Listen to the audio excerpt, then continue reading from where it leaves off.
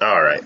So today we're going to talk about macroscopic energy balances, and we're going to be talking about this in the context of heat exchangers. Other than pumps, heat exchangers are probably the most common process equipment that you're going to experience and come across in chemical engineering plants.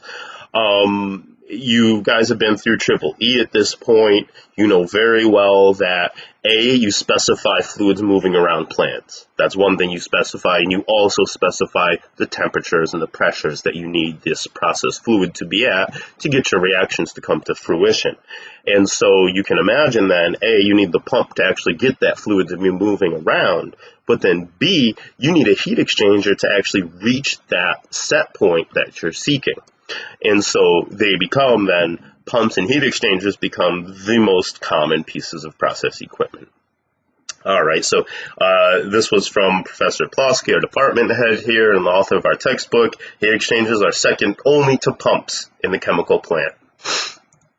And the reason is exactly that, is because every time we specify some piece of equipment, generally, you're also, without thinking about it, specifying a flow and a temperature. So here's a basic design of a heat exchanger. This is a shell and tube heat exchanger. This is a double pipe example that's given.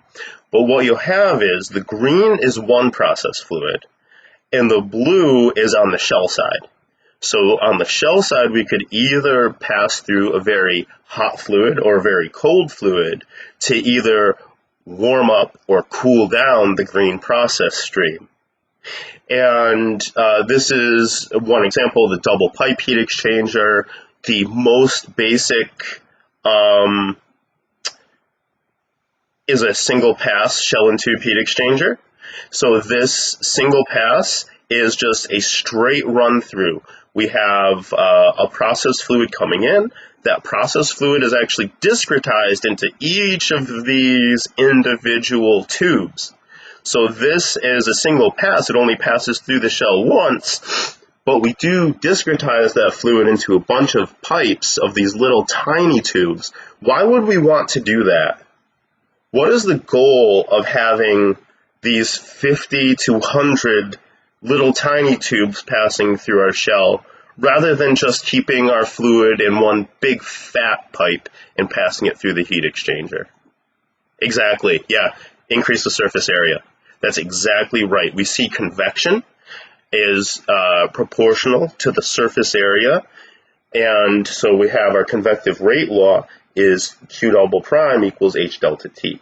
And the overall heat transfer Q is proportional to HAS delta T. So if we want to increase overall Q given a certain heat flux, what we need to do is increase the surface area, AS. And we can do that by discretizing this fluid. We'll push it through 100 little tiny tubes, each with much larger surface area, or not each, but the combined surface area, if we sum up each of those tubes, would be much greater than if we had one large tube passing through.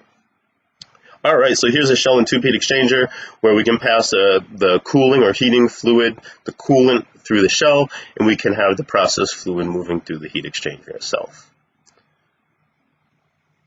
Here's a U-tube heat exchanger. So it's the same kind of idea, except we have what we call two tube passes. So the shell pass is just, we put the coolant through the shell, so my inlet here, my outlet here. Or actually, we might, in fact, inlet it down here and outlet it up here. We'll talk about whether or not it's better to set these heat exchangers up as a co-flow, or what we call a counterflow heat exchanger. But in this case, because this is a U-tube heat exchanger, it's kind of set up in a way that it's both co-flow and counterflow. But what we'll have is, instead of just passing the process fluid straight through the heat exchanger, it actually goes through and makes a 180-degree bend, and so it can come out from the same location that we ended up putting in the process fluid. Here's a reboiler, so a very, very, very large heat exchanger for a distillation column. This is going to use some of the hot steam that we are done with, say we've already separated, and we can use that hot steam to heat up some of the single-phase liquid or the multiple component liquid mixture that we have.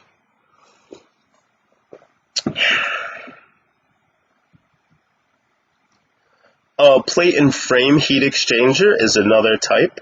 So in this case, we can have kind of this open area. You see all of these ridges create a lot of extra surface area. So we can pass a gas through here and have that gas heat up a liquid flow or cool down a liquid flow as it's passing through this plate and frame heat exchanger. All right, that being said, I wanted to show you a few examples of these, but I think the best thing to do is to work out on the .cam some of these heat exchanger equations. So let's stop sharing this